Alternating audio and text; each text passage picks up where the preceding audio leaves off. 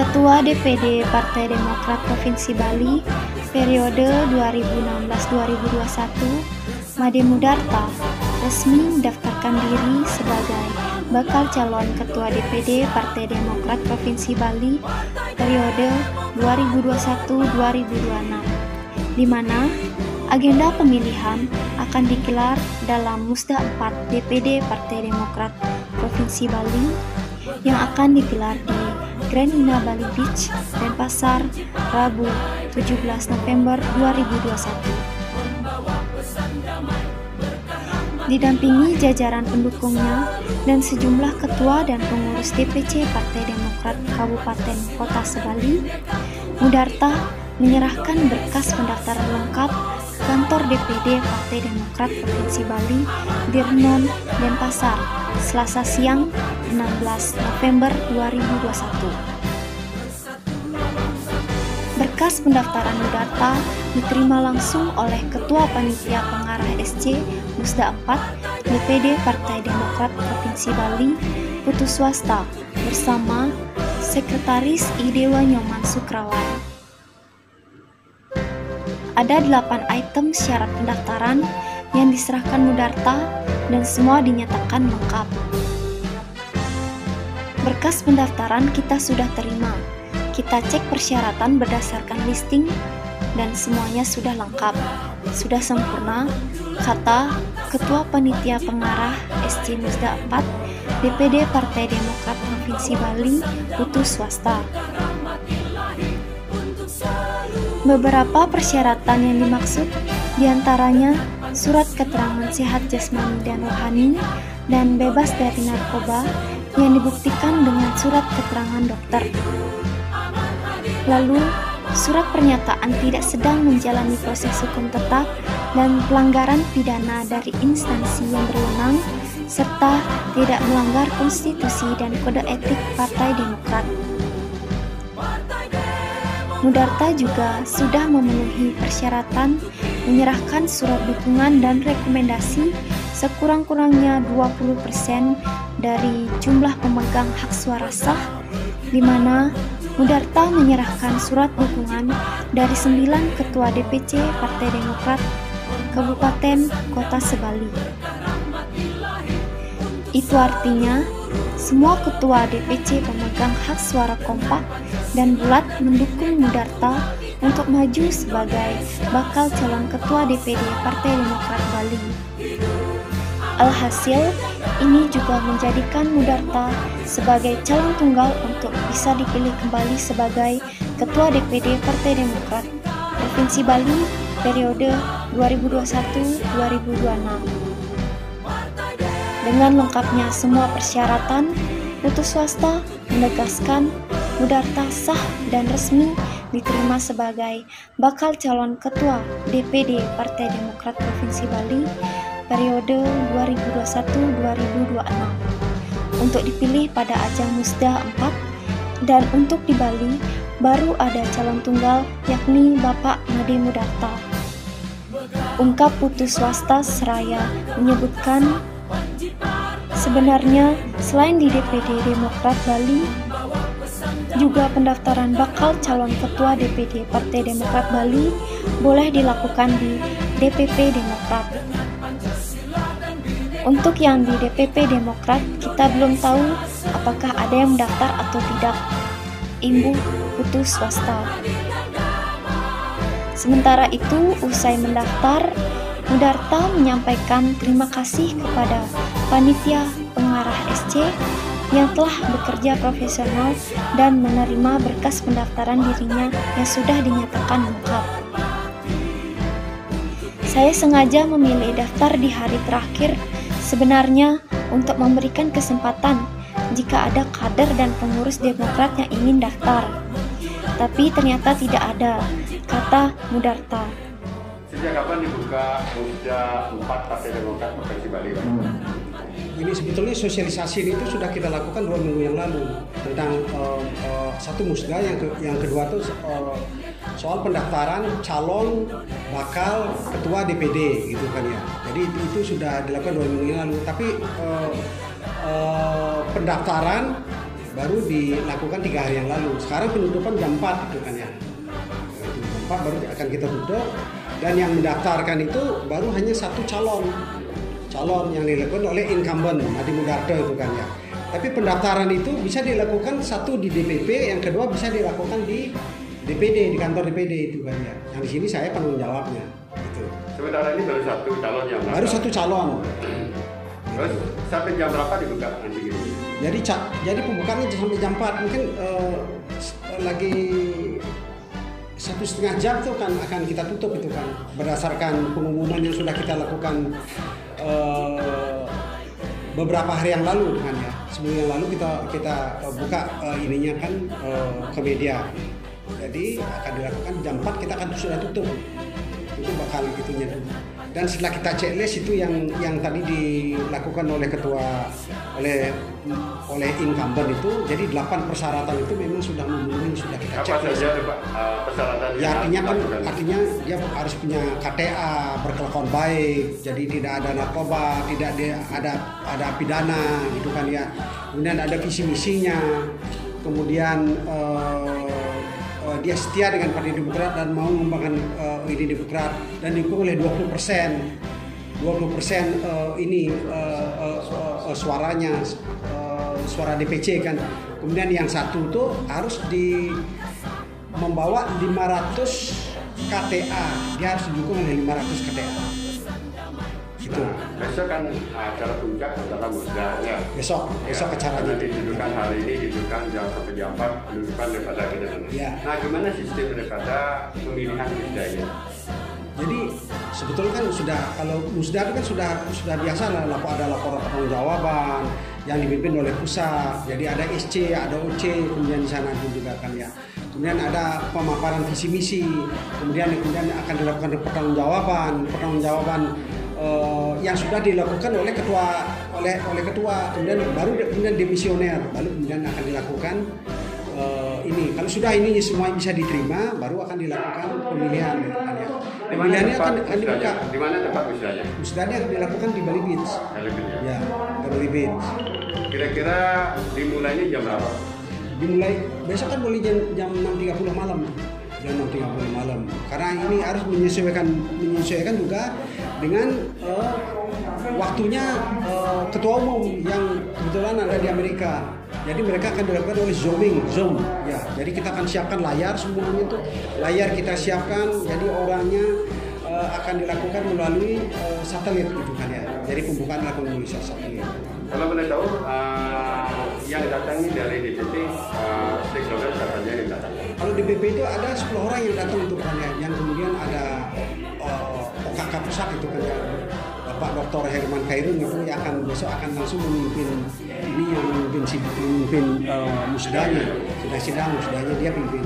Jadi saya dengan teman-teman di sini itu mengawal itu kan ya, membantu itu. Ada 5 orang gitu. Di samping ini kan dari Pak Musda ini, dari Pak Ketua SD, langkah-langkah protokol kesehatan itu dijalankan. Kesehatan dia dijalankan. Sekarang kan tadi sudah dilakukan ini ya PJR-nya dilakukan itu kan ya. Jadi ini persiapan. Jadi kita akan ikut protap kesehatan itu kan ya. Semua akan ikut protap kesehatan.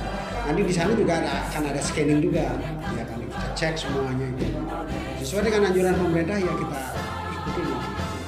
Selamat sore Pak. Hari ini Pak pada tanggal 16 ya. 16 hari ini kita pendapatan sudah 4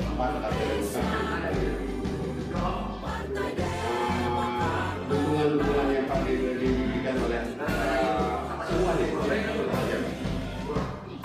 jadi ya bersyukur ya kepada Ibu Sandiwase ya pada hari ini saya memenuhi persyaratan sebagai salah satu calon ketua DPD Kota Bali untuk pengabdian di masa depan masa bakti 2021-2024. Besok adalah forum kerja yang keempat. Saya juga sekaligus akan menjadi mahkota 5 tahun yang sudah berlalu. Besok akan berakhir ya, oleh karenanya ada kesempatan juga saya mengikuti kontestasi dan lupa dalam forum kerja yang keempat. semua syarat yang disyaratkan oleh anggaran dasar rumah tangga itu juga oleh peraturan komunikasi juga teknis dan diterjemahkan juga oleh SC. Saya lengkapi pada hari ini adalah pendaftaran yang terakhir ya, karena pendaftaran sudah dibuka sejak tanggal 14 ya, dan sudah tersosialisasi oleh SC melalui grup-grup WhatsApp daripada kepengurusan Partai Demokrat. Namun demikian secara publik terbuka, karena Partai Demokrat adalah partai yang terbuka ya, partai yang menurut masyarakat terbuka untuk publik ini sudah mulai dipublikasi. Adapun syarat-syarat yang sudah di-listed tadi diterima dengan bagus sesuai dengan yang disyaratkan, sehat jasmani rohani, termasuk surat pernyataan, bebas narkoba, sudah pernah dipidana, sudah begitu juga sertifikat kelulusan sekolah minimum SMA, begitu ada kartu KPA, KTP, ada juga syarat dukungan minimum 500 KPA dari masyarakat ya, masyarakat yang belum berKPA Demokrat. Dan itu merupakan syarat yang diatur di dalam TO ya, tentang Masda. Ada juga syarat khususnya adalah minimum seorang yang maju sebagai calon gubernur harus mengantongi dukungan 20% dari jumlah peserta pemilik suara. Dalam forum Musda yang keempat yang akan digelar besok tanggal 17 September 2021 bertempat di Ramah Citarum, Grand Bali Sanur ya. Syarat dukungan itu peserta total suara itu jumlahnya ada 11 secara keseluruhan ya. 1 suara dari Dewan Pimpinan Pusat, 1 suara dari Ketua Dewan Pimpinan Daerah dari saya sendiri ya. Ada juga 9 suara dari 9 ketua DPC, mulai dari Ketua DPC Panasya, Ketua ini, Bungkung, Buana, Pasar, Badung, Kalimantan, dan jumlahnya ada 9. Sesuai dengan buka tulis, begitu juga TO, saya kebetulan sudah diberikan mandat pernyataan dukungan secara tertulis di atas kop surat Dewan Pimpinan Cabang masing-masing di 9 kabupaten dengan stempel bermeterai 10.000 surat pernyataan dukungan untuk saya untuk maju sebagai calon DPD pada forum yang saya sudah mengantongi memang 9 suara dari jumlah 9 ketua DPC seluruh Bali, termasuk tentu suara saya.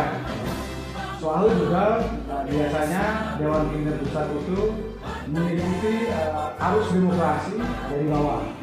Manakala demokrasi yang sudah bertumbuh secara bebas, kemudian syaratnya sudah dipenuhi ya, begitu suara DPP otomatis masuk, sehingga suara dukungan pada saya selaku incumbent bulat ya.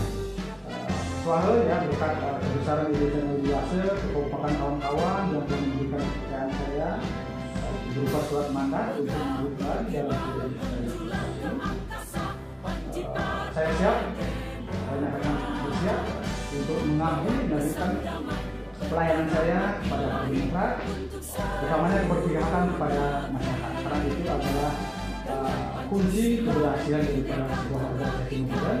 Karena Partai Demokrat adalah partai yang modern, partai yang smart ya, untuk kalangan milenial depan, karena pemilih milenial depan jumlahnya melebihi daripada 50%. Inilah segmen pasar yang akan menjadi rujukan bagi semua partai. Tentu Demokrat memiliki peluang yang pertama kalau kami memiliki ketua umum AY yang memang masuk dalam kelompok kategori milenial. Ya. Dan saya sendiri berkeyakinan di tangan anak muda, di tangan AHY, ya, Indonesia akan kembali berjaya. Ya. Indonesia akan mampu bersaing di kancah dunia. AHY tidak akan menjadi presiden hebat di Indonesia, tapi juga akan menjadi presiden yang berkelas dunia. Lalu jika masa ini sudah kedua kembali, Pak, apa langkah-langkahnya? Hasil Kongres kelima di Jakarta 15 Maret 2020, Ketua Umum yang terpilih secara aklamasi itu saling memiliki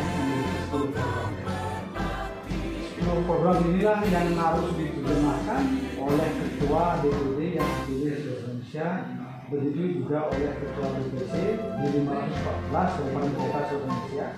Tugasnya adalah melakukan program aksi dari 10 program seperti peningkatan SDM, tidak itu memperbanyak konstituen, ya, begitu juga atensi Partai Demokrat terhadap masyarakat, ya, di tengah pandemi, begitu juga bagaimana strateginya dalam rangka memenangkan pemilu legislatif 2024, bagaimana strateginya untuk memenangkan pemilu presiden tahun 2024, bagaimana juga strategi program aksi untuk memenangkan pilkada serentak yang dihelat pertama kali di bulan November tahun 2024. Dan itu memang sudah kami susun, ya, berupa visi misi program aksi yang kami akan lakukan selama 6 tahun.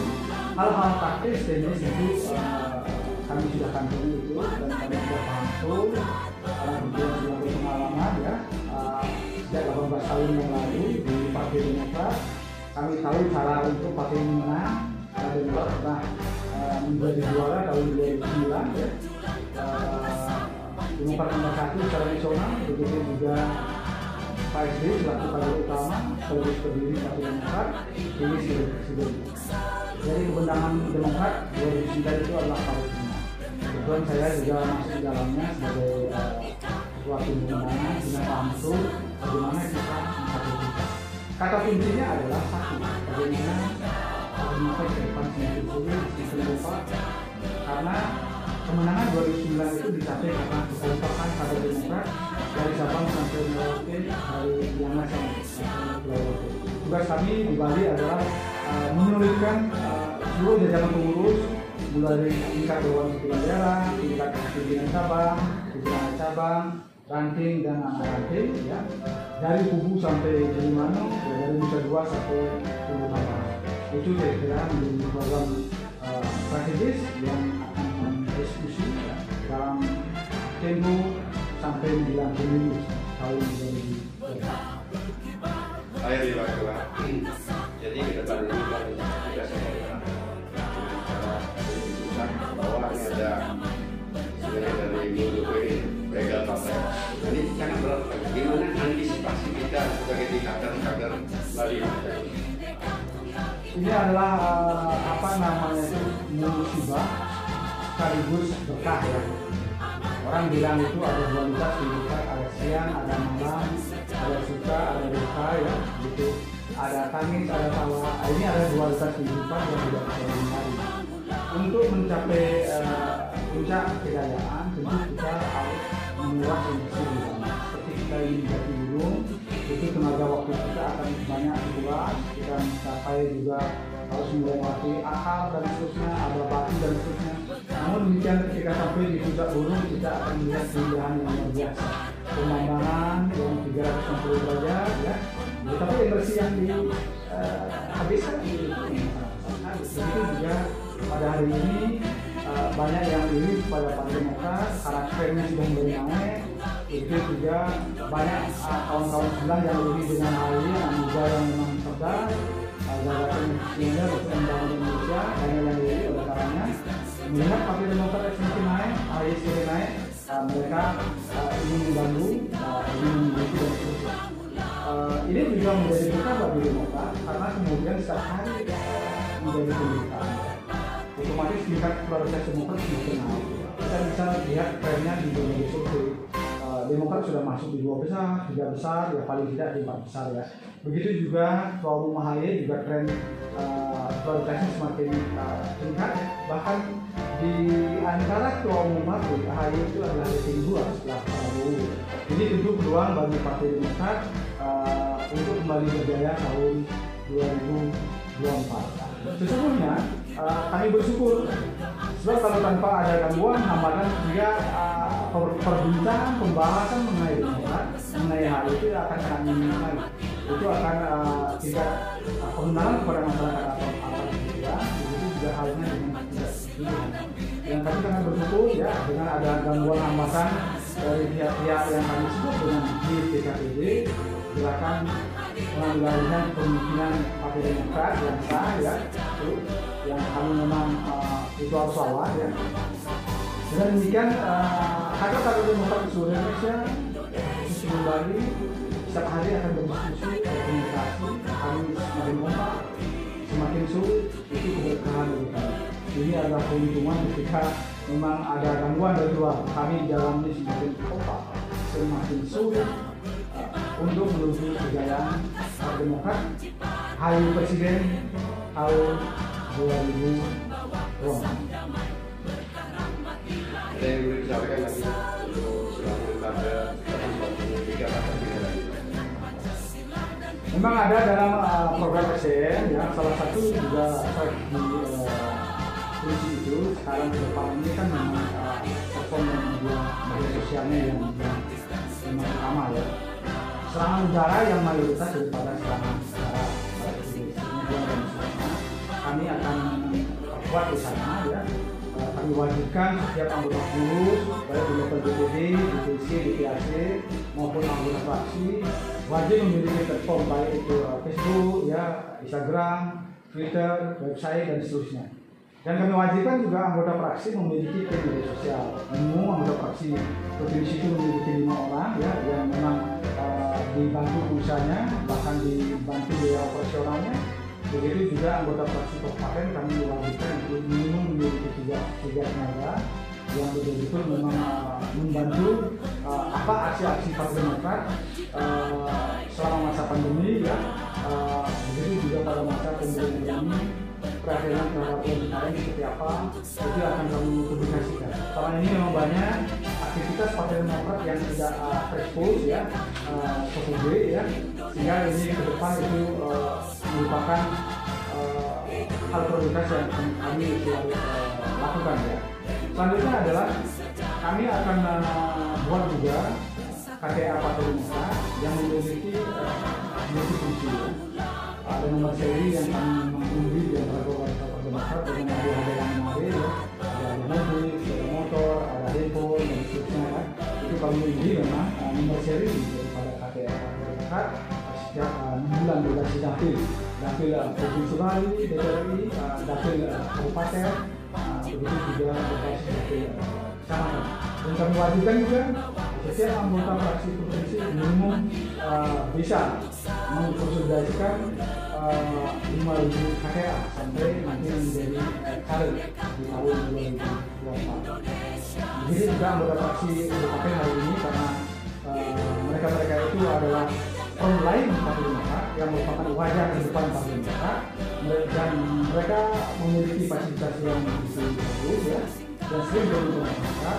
Itu kalau kami tambahkan program KTA Beralian dengan multifungsi, kalau bisa terminal itu dapat diskon berapa, ke restoran tertentu dapat diskon berapa dan seterusnya. Kami sedang matangkan ya program ini. Selanjutnya bagi calon Partai Demokrat yang kami memang akan rekrut mulai akhir tahun 2022 juga disyaratkan harus mendapat dukungan KTA. Jangan sampai caleg yang jumlahnya terbatas berbasis dapil itu kemudian mendapat suara 30 ribu cuma menyesal. Ini menjadi faktor kunci yang merupakan kewenangan kami di masa lalu ya, yang kami akan perbaiki di masa depan. Dengan demikian menjelang pemilu Demokrat sudah minimum memiliki 200.000 KTA. Ini merupakan modal awal untuk minimum 2 kursi di DPD sudah bisa alirkan. Kalau menurut ketua umum kami hitungannya bisa jelas, fair, tidak boleh bermimpi ya. Targetnya harus jelas, cara eksekusinya harus jelas. Dan ada besar ya kami sedang bahas ya bersama Pak Menteri Kader ya. Kami juga akan sediakan yang besar yang akan kami uji nanti di setelah pemilu ya dalam rangka ulang tahun Partai Demokrat nanti tahun 2024 bulan Oktober ya. Jadi kami uji tidak ada kaitan dengan pemilu, tapi ini memang agenda internal Partai Demokrat itu agendanya rumah ya, rumahnya memang dia ya lumayan bagus untuk para strategis. Tentu masyarakat kita, apalagi masyarakat Bali, pikiran untuk mendapatkan rezeki laki bro itu masih ada. Ya. Dari situlah kita dulu itu pertama baik, siapa pertama baik, berbuat baik dia akan mendapatkan hadiah. Kalau dia ada taman sekarang dan seterusnya, ada ide dan seterusnya, ini yang sedang kami bahas di channel YouTube ya. Kami hubungan beberapa ini. Mudah-mudahan program yang kami canangkan ini bisa tereksekusi dengan bagus. Ini sangat bermanfaat untuk kita. Ini sangat ini kadang-kadang pakai waktu Pak. Kadang-kadang dia ada pilih Pak. Ada yang dimakan secara ada habis nasional bahwa itu pemilih yang utama banyak perempuan Pak. Tapi memang apa sih program-program untuk anak-anak kalau itu perempuan Pak? Karena perempuannya pemilih cukup banyak, lebih besar daripada laki-laki. Sesungguhnya pemerintah melalui anggota fraksi sudah membuat pembelaan ya terhadap kaum perempuan. Dalam perjalanan itu unsur perempuan itu harus ditunjukkan. Ini kan memang ada keuntungan tersendiri. Tapi memang karena saya tempur kawan-kawan kita ya, perempuan utamanya karena aktivitas belum standar dari yang sudah berkeluarga saat ini sudah tidak selesai. Tapi ketika memang dia ada di pasar berbasket itu masih sangat sedikit yang dipilih. Oleh karenanya ke depan tidak berharap juga melalui DPRI daripada partai Demokrat bisa mendorong kira-kira ada persentase tertentu yang bisa diperjuangkan sehingga memang tidak apple-to-apple ya antara laki dan perempuan. Itu salah satu terobosan jika kalau kita ingin memberikan perhatian lebih kepada kaum perempuan agar kita level. Sebab kalau perempuan seperti ini biasanya lebih berbeda dan sok ya, karena argumentasinya kan tidak sekencang laki-laki kan. Ini menjadi salah satu terobosan baru yang mudah-mudahan kalau Demokrat diberikan kepercayaan oleh rakyat dan menang pemilu nanti tahun 2024, ini menjadi salah satu aspirasi dari Bali yang kami minta diperjuangkan di level Jakarta, Senayan. Yang selanjutnya adalah banyak juga para caleg kita karena tidak terpilih suaranya tapi pakai disebut dijahit itu tidak masalah, biasanya tidak berguna. Padahal selisihnya bisa karena ratusan ya, ada puluhan juga. Ini menyebabkan kemudian percecernya para pemilih tidak tersentuh siraman ya begitu. Sehingga kalau kata itu kalau tidak kena hujan siraman itu bisa besar sedikit penyakit angin bisa terkena. Nah ini menjadi strategi fungsi kami juga ke depan bagaimana agar mereka-mereka yang ikut bertarung khusus perempuan walaupun berapa dia dapat uang misalkan tidak jadi fungsi tapi itu bisa diperhitungkan sehingga setiap bulan para caleg kita juga bisa mendapatkan memastikan untuk memberikan atensi kepada para pemilih di Indonesia. Dari Denpasar, Bali, Kiona TV melaporkan.